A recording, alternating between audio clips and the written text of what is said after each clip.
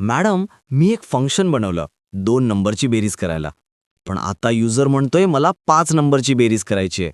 उद्या म्हणेल 10. मी प्रत्येक वेळी फंक्शन बदलत बसू का? अरे राहुल, टेन्शन नको घेऊस. यासाठीच पायथनमध्ये आहेत आर्ग्ज आणि के आर्ग्ज. आर्ग्ज वापरून तू एका फंक्शनमध्ये कितीही व्हॅल्यूज पाठवू शकतोस. त्या एका ट्युपलच्या रूपात साठवल्या जातात. आणि के आर्ग्ज वापरून तू माहिती की व्हॅल्यू जोडीत म्हणजे डिक्शनरीच्या रूपात पाठवू शकतोस. यामुळे तुझं फंक्शन एकदम लवचिक म्हणजे फ्लेक्सिबल होतं. मजेदार रिअल लाईफ उदाहरण. राहुल, विचार कर, आपल्याकडे लग्नाचं जेवण आहे. जर आपण मोजून ताटं वाढली तर पाहुणे वाढले की पंचायत होईल. पण जर आपण बुफे लावला तर 10 पाहुणे येवोत किंवा 100, कोणालाही अडचणी येत नाही. इथे आर्ग्ज म्हणजे तो बुफे आहे.